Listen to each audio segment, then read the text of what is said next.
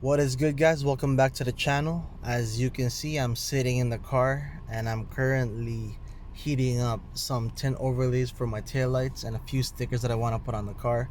I couldn't find the heat gun or the blow dryer, so I decided why not just use the heating system in the car, just kind of heat up these materials, make them easier to work with. It'll be a pretty straightforward installation. I'm just gonna put that tint overlay on the clear housing section, or the clear part on the tail light. So bear with me as I heat up and prep these two things.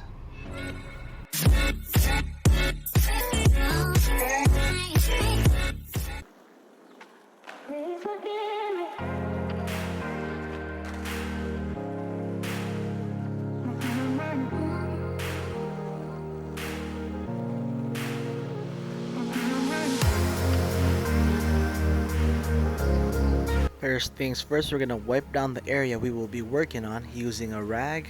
Feel free to use a microfiber towel or whatever you have, and just start scrubbing. Scrub it clean and make sure you're getting rid of any kind of debris left on there.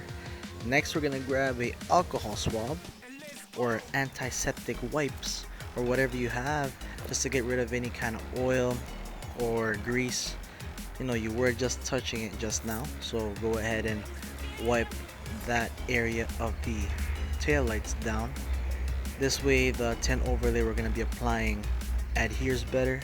There's no oil underneath, so less chances of air bubbles.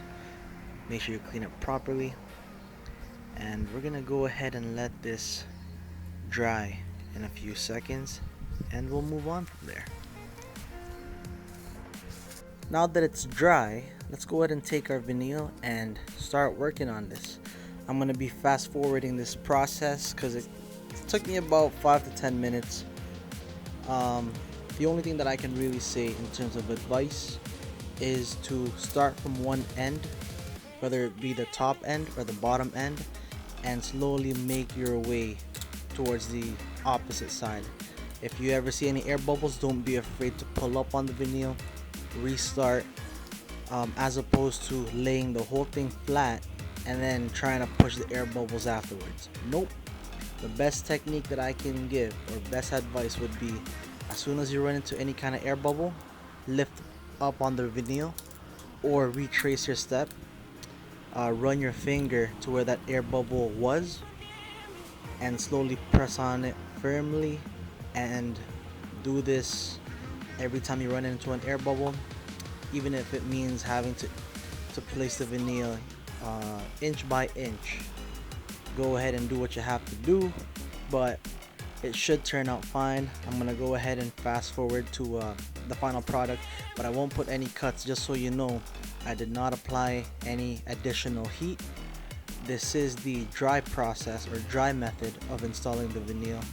So I want to go ahead and show you guys that it is possible to get no air bubbles at all, have a fairly clean, smooth finish without having those two options, having a blow dryer or a heat gun, as well as not having a spray bottle of water, which is also okay if you want to do it the wet method, which means spraying down some soapy water onto the surface and then some soapy water on the adhesive side of the vinyl.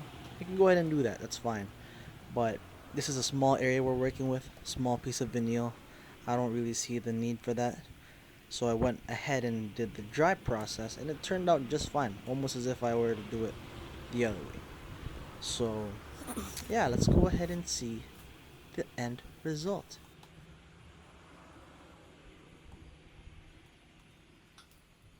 So up close and personal, you guys can see that these are clean with no air bubbles, because we don't mess around with those. If I can give a suggestion though, I'd suggest you go with the darker tint right off the bat. I opted out for the lighter tint just because I haven't really upgraded my taillights with LED bulbs yet, but the lighter tint does look similar to OEM, so it's up to you. The only reason why I didn't go for the dark tint is because I know that winter's around the corner. I didn't want to test my safety with other drivers. I wanted them to know when I was reversing or backing out of the driveway, preventing any kind of collision or accident. But hey, that's up to you. I do have a pair of the JDM yellows and all red cutouts from JDM FV. So in the future I might do a giveaway and ask you guys if I should put the yellow or the red on, and I'll go ahead and give away the other pair. Here's a quick before and after photo, just because it's hard to see on video.